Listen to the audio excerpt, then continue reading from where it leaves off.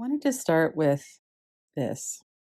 So, in some ways, this is a statement that we all know to be true on some level. And on some level, we might have some resistance to that. I know myself and realize there is nothing wrong at my core.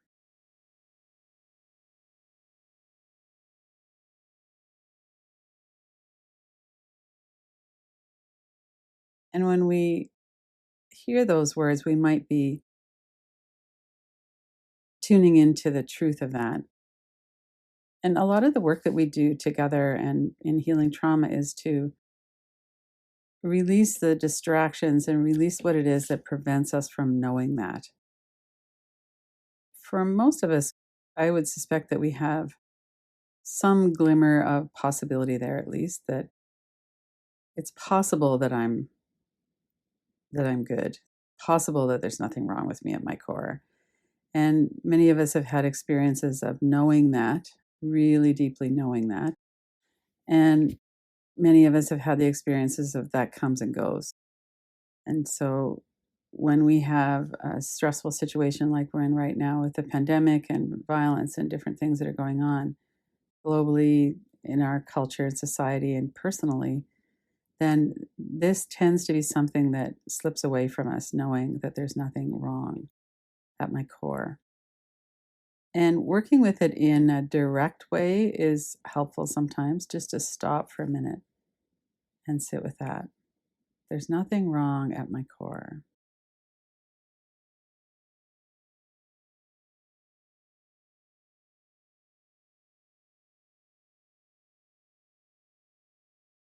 And then we also work with what it is that obscures that knowing.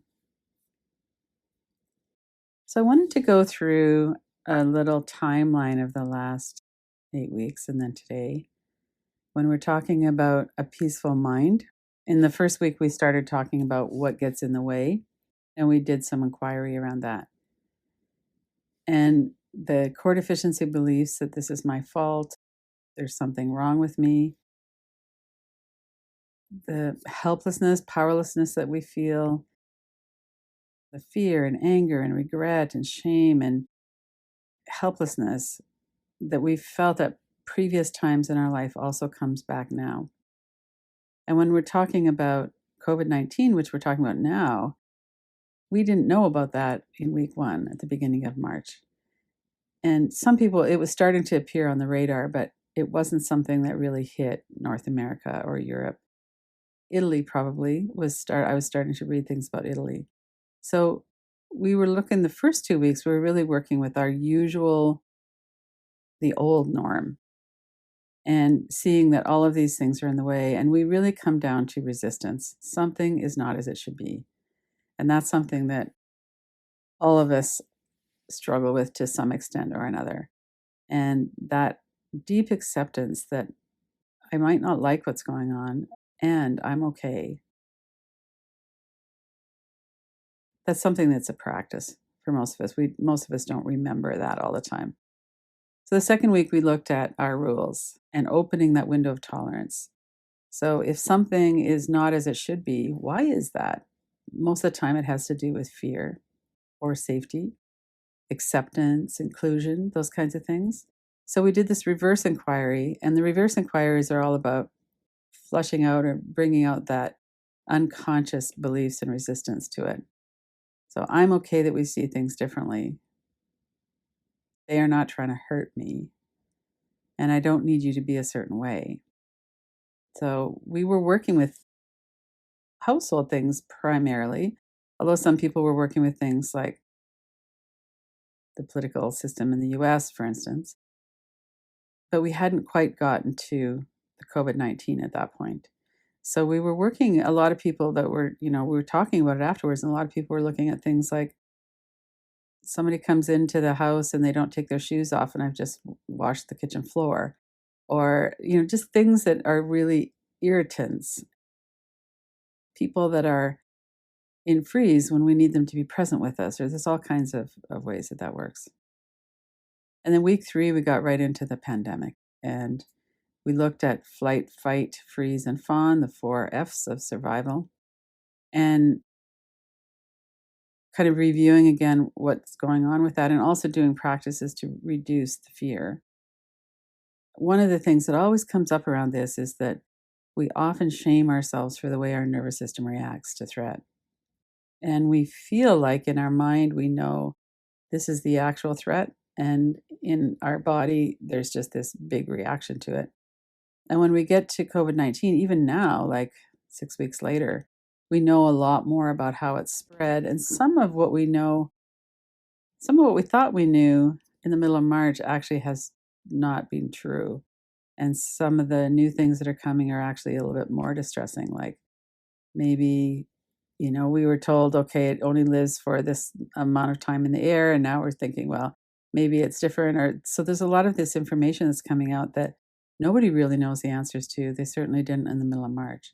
And so there's that uncertainty and that uncomfortableness around we don't know what the true answers are. So we really looked at that in week 4 and fear of the unknown. We don't know what's going to happen. We don't know if it's going to be millions of people die. We don't know if it's going to be several 100,000. We don't know. And we don't know how to stop it either. We don't know for sure how to keep ourselves safe. We know how to reduce our risk, and all the social isolating and the staying at home has certainly, we know those things and we're doing what we're doing around that. And then how do we work with emotional flashbacks and catastrophic thinking? And Gabor Mate talks about the amygdala is a different size in people who had a lot of childhood trauma. So we're going to have more hypervigilance. We're going to have more of a reaction. So how do we work with that? And then we went into anger. And with anger, there's this fiery kind of energy to anger that feels so much more powerful than fear. And oftentimes we'll go into anger because we're resisting feeling the fear. And sometimes we go into anger because there are things that are going on that are not right, in our view at least. Anger is just a feeling, it's just an emotion. So ideally, we can feel our emotions, whatever they are. And then we also, this lands on, especially with anger and safety, it lands on a lot of stuff around our childhood. So somebody else might have been inappropriately expressing anger, and we might have been not allowed to feel anger or to express it. So we have a lot of childhood links with that. We also looked at bringing ourselves into close connection with ourselves as a child. So if there was any kind of fear of anger when you were a child, or if you had to stuff it or control it, then how could you connect with that child? So as we're going through this now, we're looking at what's happening in the world with anger. We're looking at the United States and these demonstrations that people are having of, you don't get to tell me that I have to stay home. I want a haircut, or I want, this or that. And the polarization that's been there for a long time, it seems to be getting a lot more extreme. And then we look at whatever it was that was happening with that mass murderer in Nova Scotia a week ago. And, now it's coming out that it started with an act of domestic violence against his girlfriend. And then it went on and he killed another former partner. There's a rage, a narcissistic, misogynistic rage that we're rightfully scared of. And how can we work the most effectively with that? And one of the ways is to really work with our own history around anger and our own history around fear and abuse and our own anger, other people's anger. So this is an area that we always have to keep working with, the whole issue of anger. And a lot of anger is appropriate. It's not like we're saying we need to be numb and not ever feel angry. Certainly there's a lot of usefulness in anger. And there's also a lot of trauma associated with it. So in week 7, we did a shift to a whole new kind of area. A lot of you are familiar with Pema Chodron, and we were really directly now we're looking at What are the clouds? What are the things that obscure knowing our own loving, open nature? And one of the ways she was suggesting to work on it is to really stay present in this moment and notice that this moment is gone. Then the next moment it's gone. The next moment, so that we're starting to shift our identification from this me that's experiencing this to a more fluid process of there's definitely a me that's experiencing this.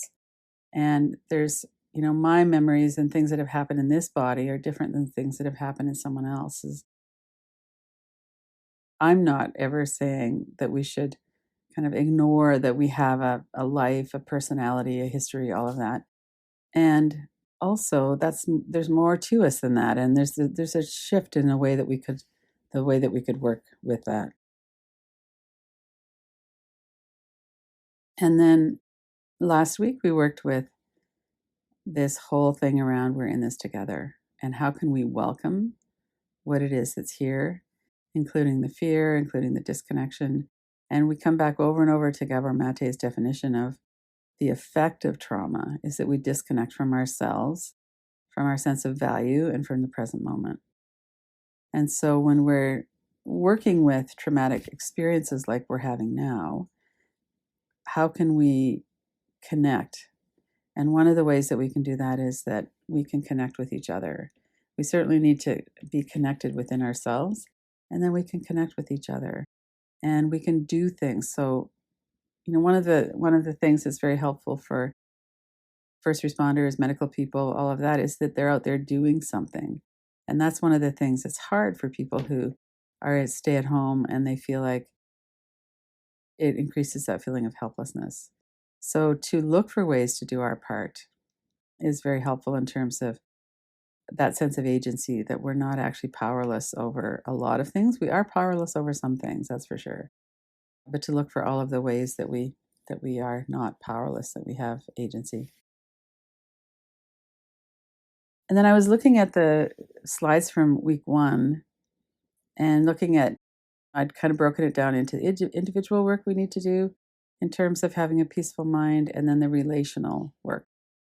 So individually, this has been a real struggle for us to be steady and stable, to stay aware, and to stay unconditionally kind and on my own side.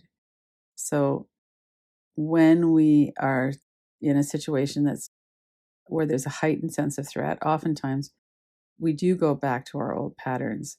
And the old patterns might be patterns of thinking, like there's something wrong with me. This is my fault somehow. I should have been able to predict this was going to happen. I had all this hypervigilance going and I missed this huge threat that came in. And so we tend to go back to those old patterns. And then in terms of our relationship with people, to stay, to have a peaceful mind when we're in relationship with other people is to feel it starts within. So we need that safety, that groundedness, that I'm on my own side and I'm not going to turn against myself.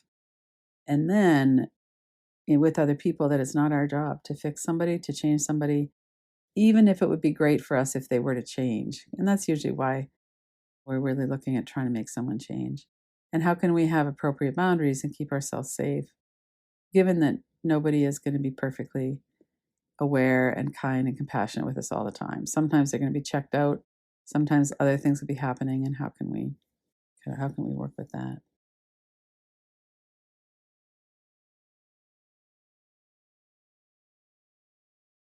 And I just want to kind of, not to put too fine a point on it, but everything changed 6 weeks ago. Everything changed when COVID-19 hit.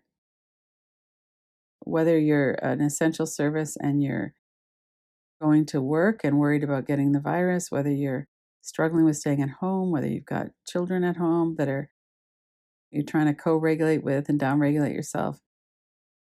A lot of people are really affected financially and socially. There's so many things that just suddenly changed, and our systems don't do well with sudden change, especially when it's sudden change that's some kind of a threat. That it's not a sudden change for the good; it's a sudden change for into a more challenging situation. So let's stop and do an inquiry now. So you can just look at the questions on the screen if you wanted, and I'll say them just kind of slowly. So you could write them down or you could just kind of reflect on them. What was important in early March that doesn't seem so important to you now?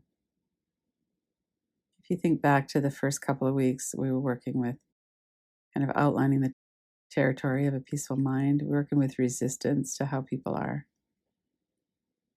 And we had our lives that were somewhat predictable.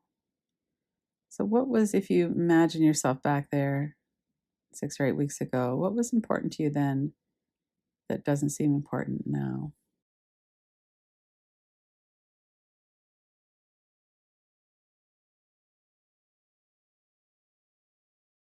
And what's important now that wasn't on your radar then? What do you think about? What do you long for?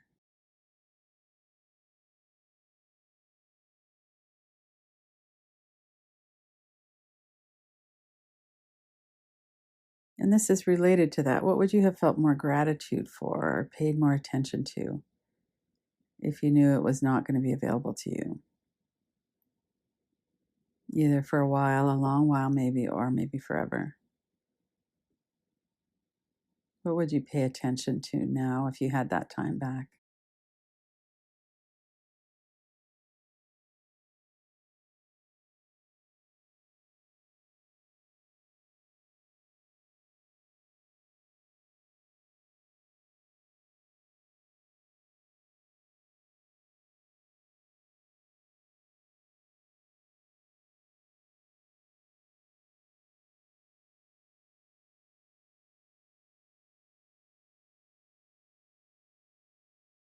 Let yourself really feel into that and hopefully not shaming yourself.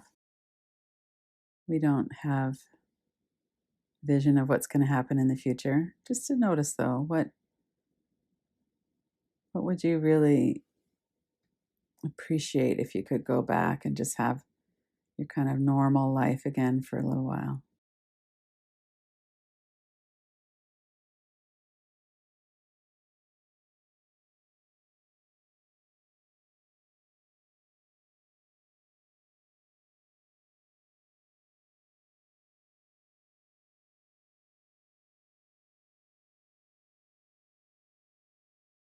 And then what are some of the gifts of awakening for you through this process? And fully acknowledging that this is a very difficult time and that many people are not able to really experience gifts from this, that things are too intense, that their situations are too intense. So we're not trying to kind of bypass the difficulty of it.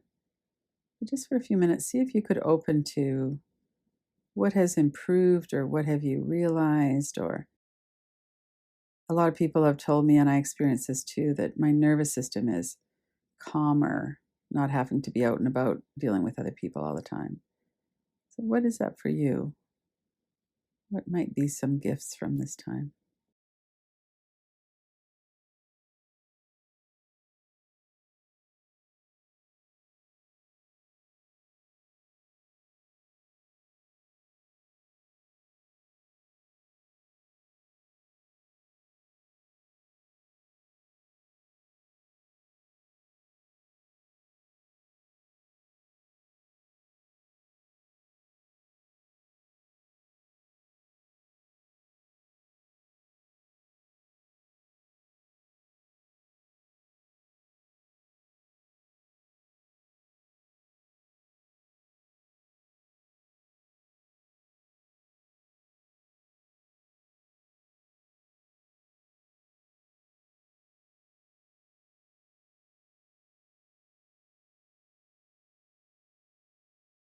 And noticing if there's a shift in the kindness and compassion you're able to give to yourself. And could you include yourself in that? One of the things that happens when we share our difficult experiences is often we can have a lot of empathy and compassion for other people. And can you include yourself in that?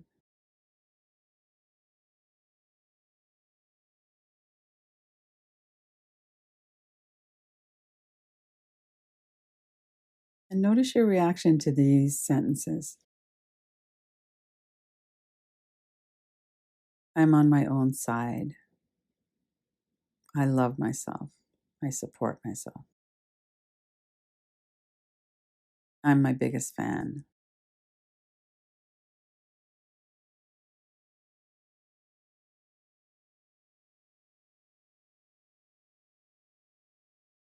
Notice your breath.